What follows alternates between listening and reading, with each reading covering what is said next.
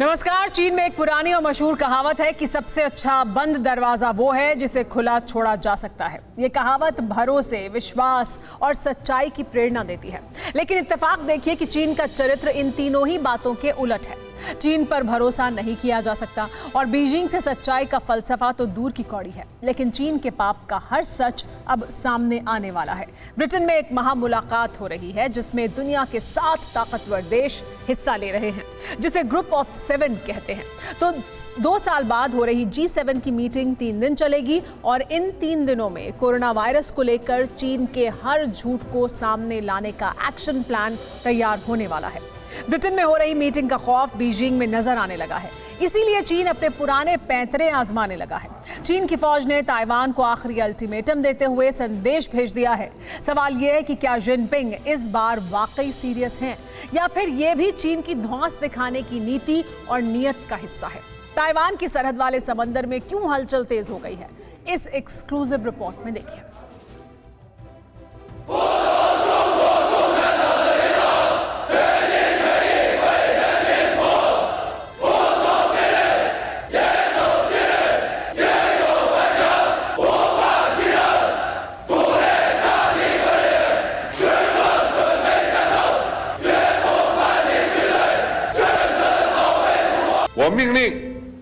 मैं फौज को मजबूत बनाने, पूरी तरह ट्रेनिंग देने और युद्ध के लिए तैयार रहने का आदेश देता हूं।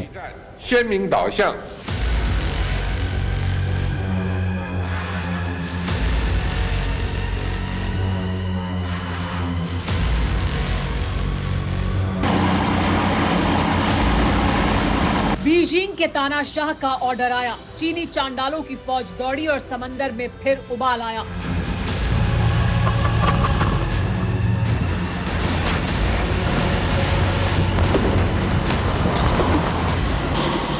चीन के दक्षिण वाले किनारे पर फिर से उथल-पुथल तेज हो गई है। जिनपिंग के शागिर्दों की करामाती टोलियां फिर से सरहद पर बारूदी तमाशा दिखाने लगी हैं।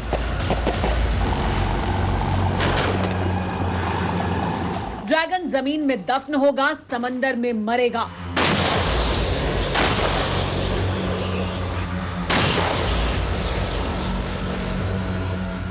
चीन युद्ध लड़ेगा, पर किस किस से लड़ेगा? सबसे बड़ा सवाल यही है। चीन का युद्धोन्माद फिर सामने आ चुका है, जिसका लेटेस्ट प्रमाण ये तस्वीरें हैं। इन पोस्टर्स को देख रहे हैं। किसी में मिसाइल उड़ती दिख रही है तो किसी में टैंकों से बारूद बरस रहा है। इन पोस्टर्स को चीन की फौज की तरफ से जारी किया गया है। ऐसे कई वीडियो भी जारी किए गए हैं जिनमें चीन की जंगी तैयारियों को दिखाया गया है।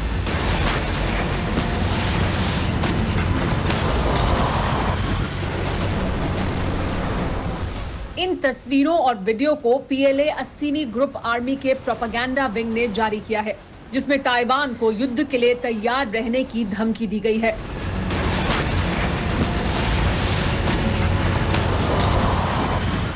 सवाल यह है कि क्या चीन ताइवान पर हमला करने वाला है?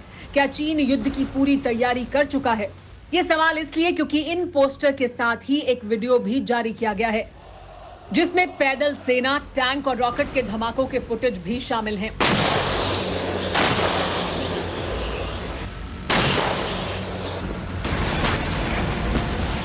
इन वीडियो को मैंडरिन और साउथ मिन बोली में जारी किया गया है, जिसका मकसद यही है कि ताइवान को चीन का मंसूबा अच्छी तरह समझ आ जाए।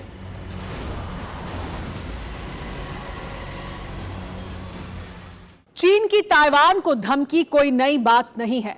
चीन ताइवान की सरहद में जंगी जहाज और बॉम्बर भेजता रहता है। लेकिन इस बार ताइवान को चीन की धमकी क्यों इतनी सीरियस है, यह जानना भी जरूरी है।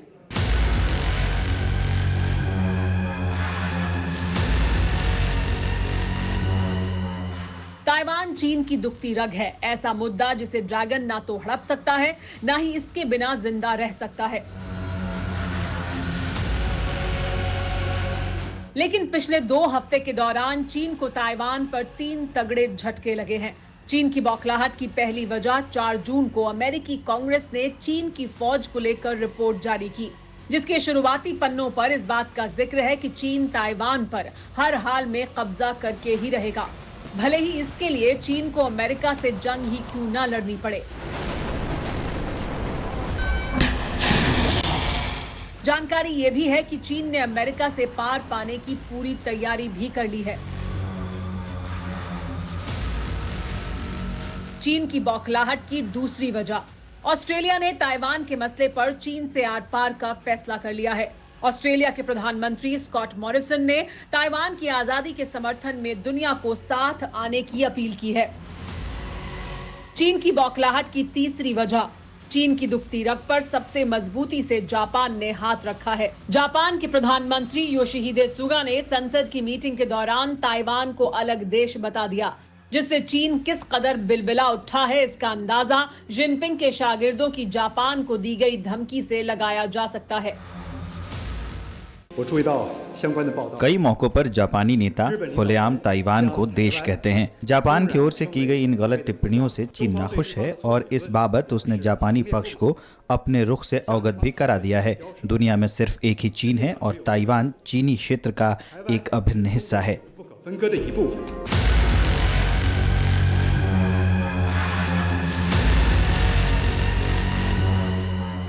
चीन ने जापान को ताइवान से दूर रहने की धमकी तो दे ही दी है, अपनी ताकत दिखाने से भी बाज नहीं आया। जापान के प्रधानमंत्री के ताइवान को अलग देश बताने के बाद चीन ने अपने 40 लड़ाकू विमानों को जापान के साथ विवादित इलाके में उड़ाया। इसमें चीन के J-11 बॉम्बर विमान भी शामिल थे। हालात यहां तक हो चुके थे कि जापान ने अपनी मिसाइलों का मुंह चीनी विमानों की तरफ कर लिया था।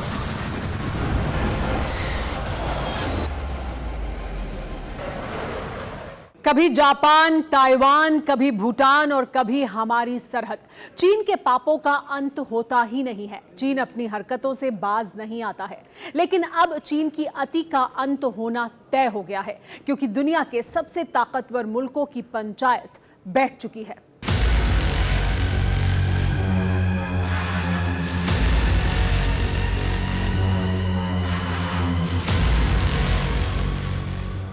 America, Canada, Britain, France, Germany, Italy और जापान, ये वो ताकतवर देश हैं जिनकी रीति के मुताबिक ही दुनिया की नीति तैयार होती है।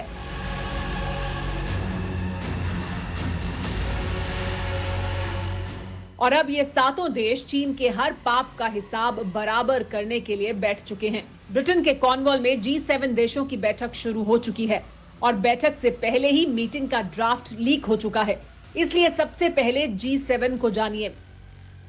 G7 दुनिया की 7 सबसे बड़ी विकसित इकोनॉमी वाले देशों का समूह है, जिसमें Canada, France, Germany, Italy, Japan, Britain और अमेरिका शामिल हैं। इसे ग्रुप ऑफ 7 भी कहते हैं। मानवाधिकारों की सुरक्षा, लोकतंत्र और कानून का शासन G7 के प्रमुख सिद्धांत हैं। इन सभी में चीन का रिकॉर्ड भीषण रूप से खराब है। इसीलिए 3 दिन तक चलने वाली G7 देशों की मीटिंग में चीन को लेकर बड़े फैसले लिए जा सकते हैं। मीटिंग को लेकर जो ड्राफ्ट लीक हुआ है उससे ये बात पुख्ता होती है।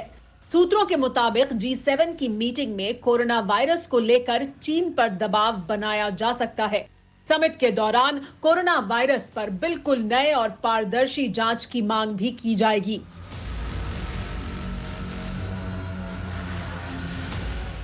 जो देश इस जांच की मांग उठा सकते हैं उसमें भारत और अमेरिका का नाम भी शामिल बताया जा रहा है। प्रधानमंत्री मोदी को भी स्पेशल गेस्ट के तौर पर इस समिट में आने का न्योता मिला था, लेकिन महामारी की वजह से उनकी यात्रा फिलहाल रद्द कर दी गई। हालांकि 12 और 13 जून को प्रधानमंत्री वर्चुअल समिट में हिस्सा लेंगे। अमेरिका से लेकर ब्रिटेन तक चीन को लगातार कोरोना की वजह से कटघरे में खड़ा करते रहे हैं, लेकिन चीन के कान पर जूं तक नहीं रेंगी। जिनपिंग को इससे कोई फर्क नहीं पड़ा। ऐसे में बड़ा सवाल ये कि G7 के सामूहिक तौर पर कुछ कहने का चीन पर कितना फर्क पड़ेगा। चीन पर बड़ा असर हो सकता है। इसकी वजह है G7 देशों की ताकत और काबिलियत।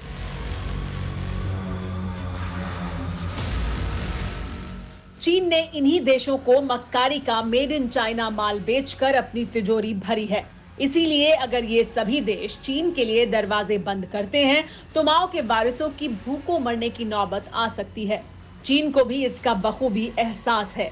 इसीलिए बीजिंग के बेशर्मों ने दुनिया का ध्यान भटकाने के लिए ताइवान के खिलाफ फिर ताव दिखाना शुरू कर दिया है।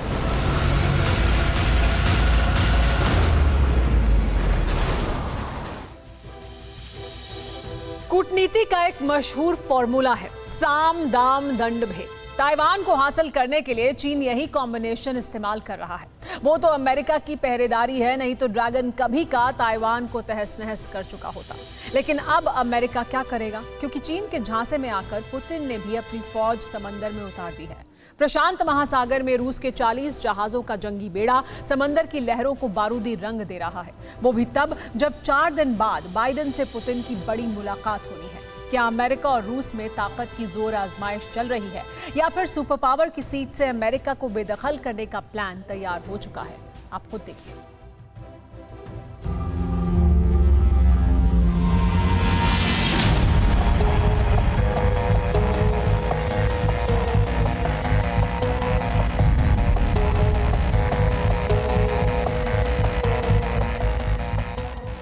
ग्लोब में लाल लाइन के घेरे को देखिए। आप जानते होंगे कि ये दुनिया के सबसे गहरे समंदरों में से एक है, दुनिया के सबसे ज्यादा संसाधनों से भरपूर है, दुनिया के 40% कारोबार का रूट है और 2021 में महायुद्ध का सेंटर यही नीला समंदर बनेगा।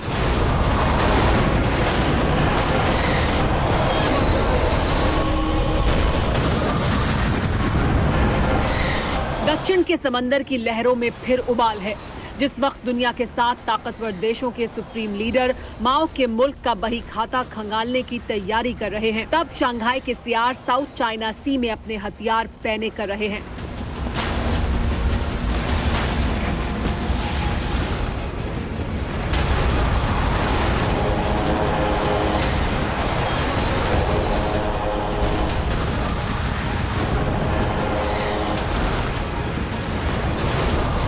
दक्षिण चीन सागर एक बार फिर चीनी बारूद की तपन महसूस कर रहा है।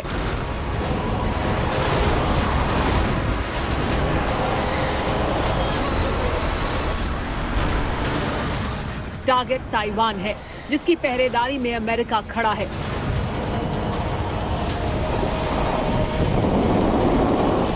इसीलिए चीन के सपोर्ट में दुनिया की सबसे बड़ी महाशक्ति रूस भी धमक चुका है।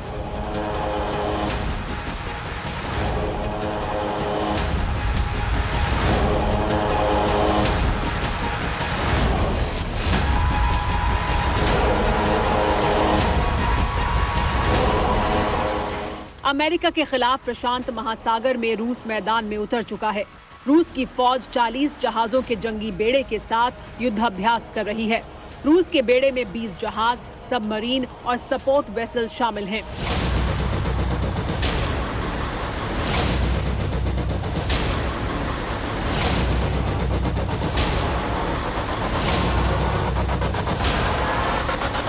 ये तस्वीरें रूस के उसी युद्धाभ्यास की हैं।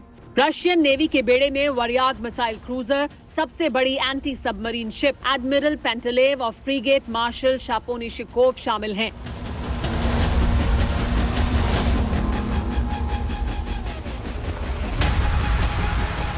जिनकी रफ्तार और धार से पूरा समंदर थरथरा रहा है।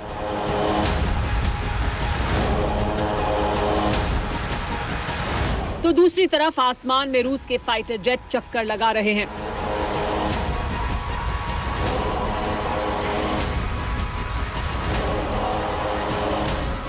सवाल यह है कि रूस अपनी सरहद से 4000 किलोमीटर के फासले पर युद्धाभ्यास क्यों कर रहा है? प्रशांत महासागर में रूस की नेवी की सबसे बड़ी फ्लीट के पहुंचने का क्या मकसद है?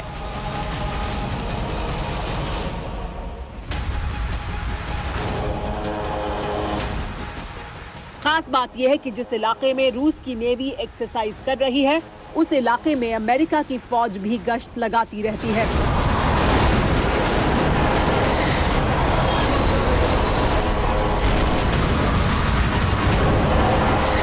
प्रशांत महासागर में अमेरिकी सेना के कई बेस हैं, जिन पर अमेरिका ने न्यूक्लियर मिसाइल की तैनाती की बात कही थी, जिसके बाद से ही चीन चौकन्ना हो चुका था, जिसके बाद रूस ने अपने जंगी बेड़े को अमेरिकी सरहद की तरफ रवाना कर दिया।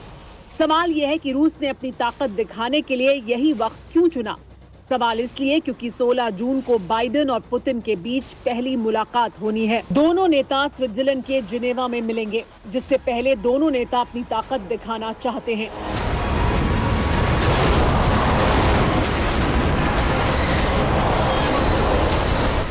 क्योंकि अपने पहले विदेश दौरे पर रवाना होने से पहले बाइडेन ने भी पुतिन को क्लियर मैसेज दिया था।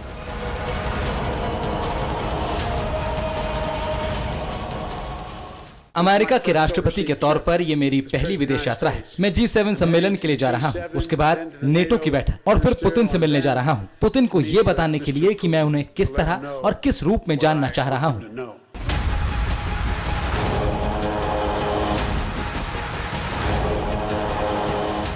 ये सवाल इसलिए क्योंकि बाइडेन और पुतिन की मुलाकात ऐसे वक्त में हो रही है जब अमेरिका और रूस के रिश्ते फिर से शीत युद्ध की दहलीज पर हैं।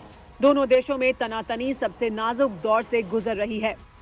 अमेरिका ने रूस पर चुनाव में दखलंदाजी का इल्जाम लगाया। अप्रैल में अमेरिका ने रूस के 10 डिप्लोमेट्स को उनके देश वापस भेज दिया। इसके बाद 30 और रूसियों को अमेरिका से निकाल दिया गया। इतना ही नहीं, बाइडेन ने तो पुतिन को हत्यारा तक करार दे दिया था। खुद सुनिए। क्या आपको लगता है कि वो एक कातिल है? मैं हाँ कहता हूँ। तो उन्हें क्या कीमत चुकानी होगी? निश्चित रूप से आप देखेंगे कि वो इसकी कीमत चुकाने जा रहे हैं। राष्ट्रीय खुफिया निदेशक ने आज एक रिपोर्ट जारी की है जिसमें कहा गया है कि व्लादिमीर पुतिन ने चुनाव के दौरान कुछ ऐसी चाल चली जो अमेरिका के हित में नहीं थी, जैसे आपको बदनाम करना, ट्रंप का समर्थन करना, चुनावों को कमजोर करना और समाज को विभाजित करने जैसे प्रयास शामिल थे। तो क्या उन्हें इसकी कीमत चुकानी होगी? उन्हें इसकी कीमत चुकानी होगी। मेरी और उनकी इस मुद्दे पर लंबी बातचीत हुई है। मैं पुतिन को दूसरों के मुकाबले ज्यादा अच्छी तरह जानता हूं। जैसे ही हमारी बातचीत शुरू हुई, मैंने कहा कि मैं आपको अच्छी तरह जानता हूं और आप भी मुझे जानते हैं। अगर साबित हो गया कि ऐसा कुछ हुआ है तो फिर तैयार रहिएगा।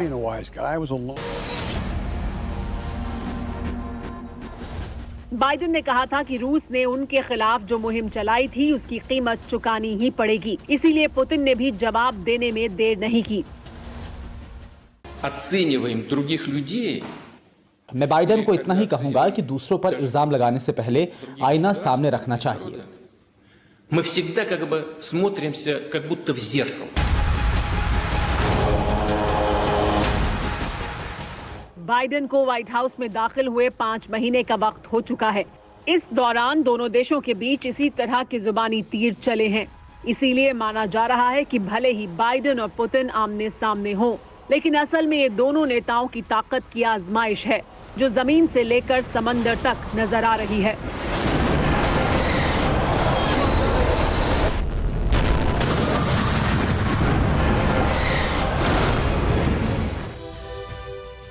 कोरोना काल के बाद दुनिया बदल रही है। दुनिया का दस्तूर बदल रहा है। जिसके पास ताकत है वो ताकत की जोर आजमाइश कर रहा है। जो दौलतमंद है वो दौलत से ख्वाब पूरे करने की तैयारी में है।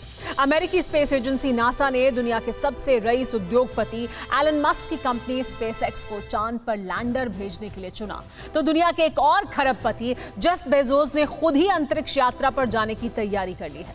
सवाल यह है कि जो शख्स दुनिया की हर लग्जरी हासिल कर सकता है वो महज 11 मिनट के लिए अंतरिक्ष की सैर का जोखिम क्यों ले रहा है? जवाब इस रिपोर्ट में देखिए।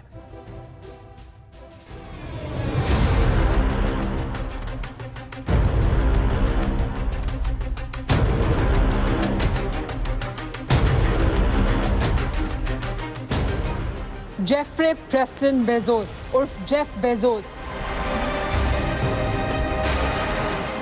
दुनिया की सबसे अमीर शख्सियतों में से एक। शाही शानो शौकत वाला संसार, अरबों खरबों का कारोबार और अब अंतरिक्ष से धरती का दीदार। दुनिया के दिग्गज ई कॉमर्स कंपनी अमेज़न के फाउंडर जेफ बेजोस अब अंतरिक्ष में जाने वाले हैं। जेफ बेजोस 20 जुलाई को अंतरिक्ष यात्रा पर रवाना होंगे। खबरों के मुताबिक इस यात्रा के दौरान जेफ बेजोस कुल 11 मिनट तक ही अंतरिक्ष में रहेंगे। 190 अरब डॉलर की मिल्कियत के मालिक बेजोस चाहें तो अपने प्राइवेट जेट से पूरी दुनिया को नाप सकते हैं। आलिशान यॉट से समंदर का कोना कोना छान सकते हैं।